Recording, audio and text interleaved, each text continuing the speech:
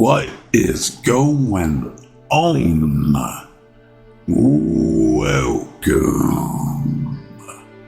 to No Chill Promos. How y'all doing? Hope on a blessed Labor Day, if it's celebrated, that is. Before I get started on episode 4 of WWE's Unreal. Before I clock in for this shift, just gotta do a quick shout out to all subscribers to the channel, to the followers of Rumble, 467, YouTube, 147, Rumble. Thank you to the people who like, comment, support the channels. I appreciate it. I truly do. Well, enough of that. Let's get into it. Now, I'm gonna make this shit short and sweet. I'm gonna be real quick because a lot of this shit we already know. Alright, looking back at it now, and there's at one point I did get pissed off, and I'll tell you exactly what pissed me off. Alright. Well, let's start off with the final boss. If you smell the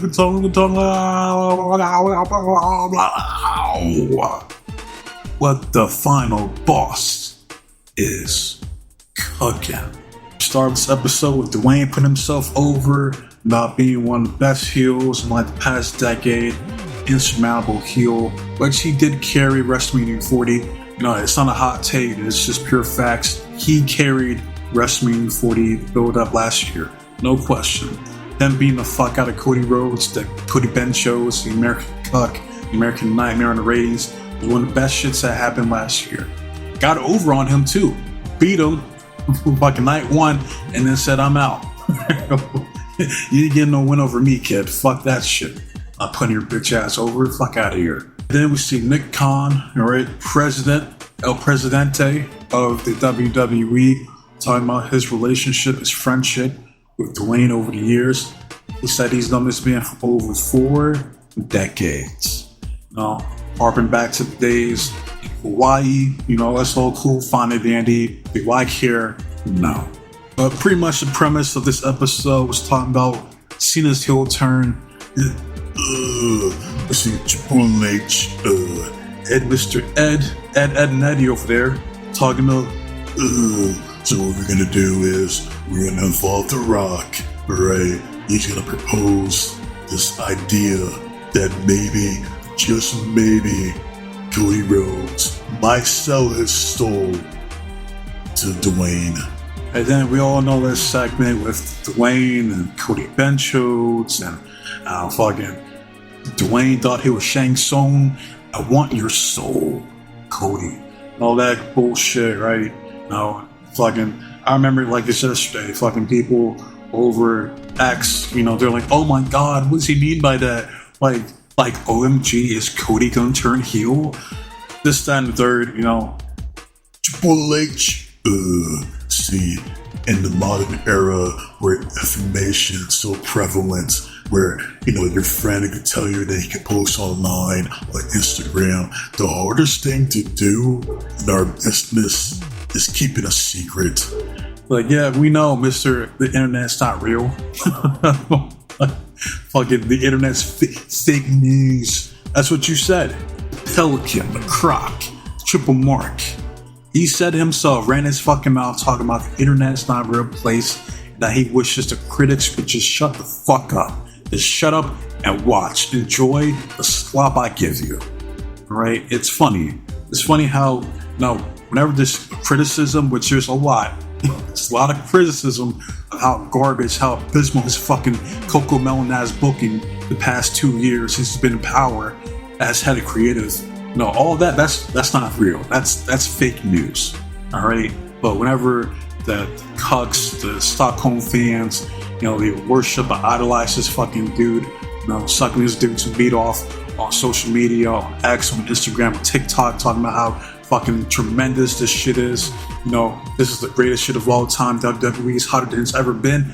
That's real. Now it's real. All the good remarks on the internet is real. All the bad remarks, it's fake. I got you. How fucking delusional, man. But he goes on to talk about some of the best heel turns in the WWE history, right? Got $1 Million Man, right? Got Shawn Michaels, Barbershop Incident. Got Eddie Guerrero, who's real pops for Dominic Mysterio. Got Roddy Piper smashing a coconut upside Jimmy Superfly Snuka's head, and the greatest heel turn of all time. You know, argue with your mama and your daddy, your grandmama, like your aunt, your uncle, your niece, your nephew. I don't give a shit. It's pure fact that Hulk Hogan, brother, had the greatest heel turn of all time. With the origin, the genesis of New World Order, right? That's how it is, man. That's how it is. That's how it's gonna be. But then go to Michael piece of shit Hayes, put himself over. Who cares? We're gonna see Mr. Consequences Creed, talking about the heel turn of New Day, and what they don't talk about is how they completely fucked it up. Like completely 110% dropped the fucking ball with that heel turn. It's not even funny. It's sad. It really is. It's like, leave it to this big nose fuck, right? Triple H to drop the ball and completely fumble the New Day's heel turn. Completely kill their momentum. Like at one point, they were talking about how hot the New Day was. That tremendous, that fantastic angle with Big E talking about you broke your neck. And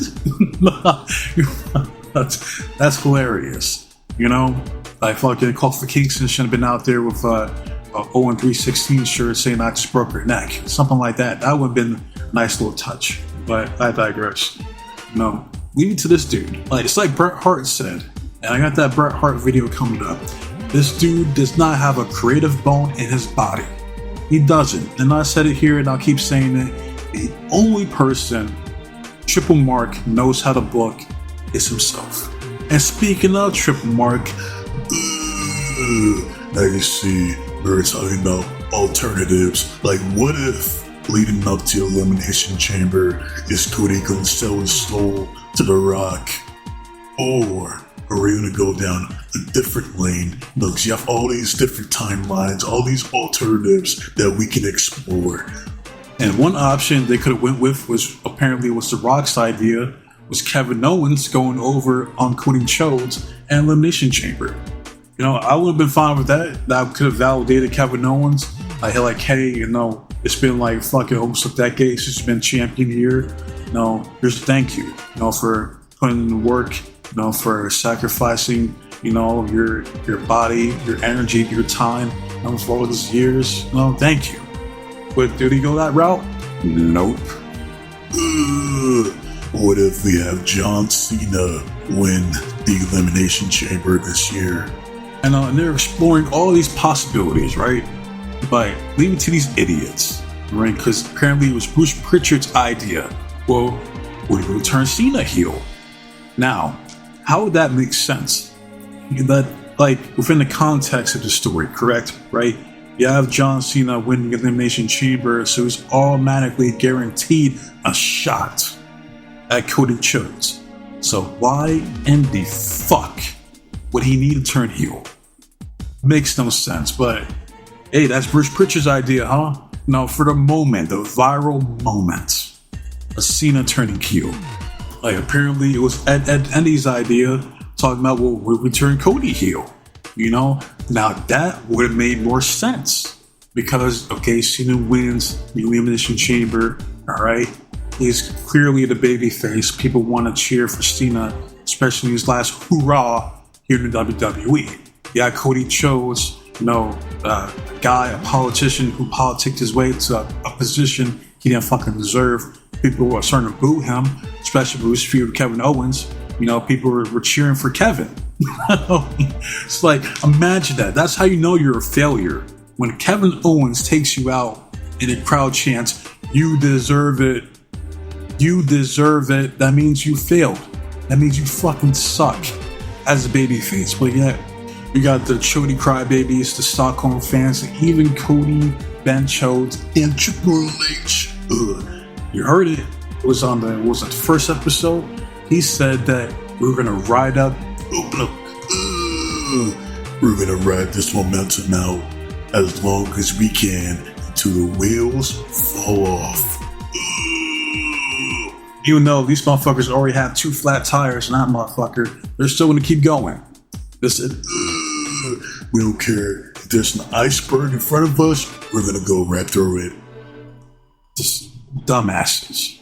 Got the blind leading the blind. Stuck on stupid. That's what these people are. Fucking stupid. And now we have the Brady Bunch without Marsha trying to come up with ideas, after Elimination Chamber on how to execute, this heel turn with John Cena. So, you got Triple H. He's talking with The Rock. The Rock's talking with Cody. Cody's talking with Cena. Cena's talking with Travis Scott. Travis Scott's talking with Nick Khan. We're just all floating ideas around, you know what I mean? I'm talking with Dwayne. Dwayne, he's talking about. So I don't know if he likes the idea or he just wants to tell me to shut the fuck up and get to the point. I'd tell you right now, he wants you to shut the fuck up and get to the point because he don't fuck with you like that. He does not like you. All right, we're talking about legitimate heat. It doesn't get any more legitimate between those two assholes. Two of the biggest egos in that fucking company. I talked to Travis Scott. He loves it. He's down for it. He said, let's do this. I talked to Cody Jones. Cody said, wow, that's really cool. So he's on board. It's like, of course he's on board. That motherfucker will forever be grateful for the position that he's in right now because of you. Triple H, Triple Mark, the Croc, the Pelican, the big ghost bastard that you are. But this doofus could come up with one of the most retarded, convoluted storylines you ever heard of. But Cody, he'll be like, yeah, I like it, let's do it. Why? Because he owes everything to you. That's why. Loyalty. Cody Ben Schultz is loyal to Triple H. Just like all the people who showed up to Vince's party. It's 8 decades. 8 decades of this existence on this planet. All those people that showed up to this party, they're loyal to Vinnie Mac. It's the same shit. I did talk to Cena. Cena said he liked it. He liked it a lot. And he's giving messages, floating ideas. So now I have his attention, right? So now they go to Elimination Chamber, right? You got the circle jerk talking about their spots. I don't know why the fuck Logan Paul is laying out the way he is, but I digress. We then see Triple H chopping it up with the final boss. This was hilarious, right? Because Triple H, he was like, hey, I'm good. I'm good, Rock. Tonight at the Elimination Chamber, I just want to float some ideas your way. And then Dwayne says, like, as you should. Like, no fucking shit, you're gonna tell me what's going on tonight because I need to know. Like, what are you talking about? Like, there has to be times where Dwayne looks at this dude and he thinks to himself, like, you have to be the biggest moron I've ever met in my life. Where this is the biggest piece of dog shit I've ever heard. That has to run through his mind at some point. You know what I mean? Heel turn happens, right? Everybody loses their shit. One of the biggest moments of this year, right? He goes back to real position. Dwayne tries to dap him up and fucking Triple H can't even get that right. I'm like, God, fire this dude, man. Fucking get rid of him. Like this, I believe it was Stevie Richards. He came up with this idea that Triple H knows he's disposable, so he's trying to make himself indisposable by putting himself everywhere. NXT, Evolve, being an event, fucking Speed, Raw, SmackDown, PLEs, the fucking press conferences, media strums, every fucking thing. Fucking Total Divas, fucking let's fucking go. He has to put himself everywhere because of how insecure he is in his position in the company. Because Dwayne, leave it up to Dwayne. If I had to bet money, I don't see Dwayne keeping this dude around. Especially if he doesn't like him. You see the numbers. The numbers have gone down. They're going down. Ever since this dude has taken control, of creative. All right, they're not going up. The only thing that's going up is besides the fact that they're doing 2 nights for these PLEs. So of course they're gonna make money hand over fist. Besides the fact that they're price gouging, overcharging the fuck out of their fans. And there's no fucking reason why SummerSlam tickets should be fucking 500. That's insane. 500 for a fucking weekend? Go fuck yourself. That's a whole ass car payment for some people. Don't waste that shit on this fucking slop. Absolutely not. Could be me. But I digress. And last but not least, we see Cody Rhodes after Travis Scott smacks the fuck out of him.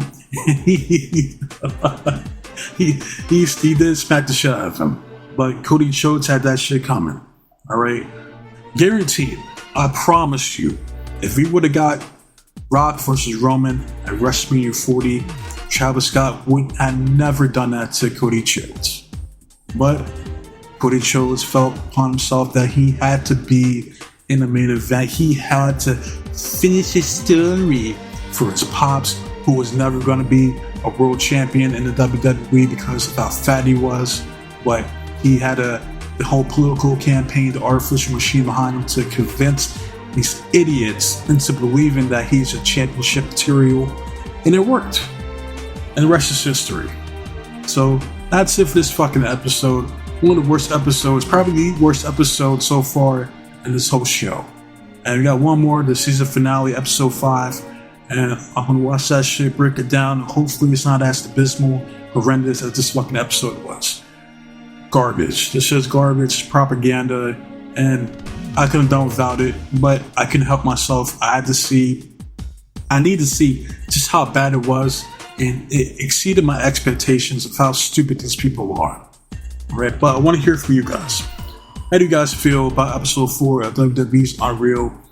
Do you want to see Rock's plan for the Elimination Chamber leading up to WrestleMania 41? Or do you like how things played out with Cena winning, becoming a 17-time champion, going on a fucking trash-ass heel turn, only to turn babyface to put over Cody Rhodes at SummerSlam this year? What a complete waste of time. Just a waste of everyone's time. That's what that was. But y'all let me know. For now, I wish enough for you guys this time. So with that said, be safe, be blessed, take care of yourself, protect you and yours, your loved ones, stay warm, stay dry, stay frosty. Real support, I mean, trust in God. God be with you. I'm out of here. Until next time, adios.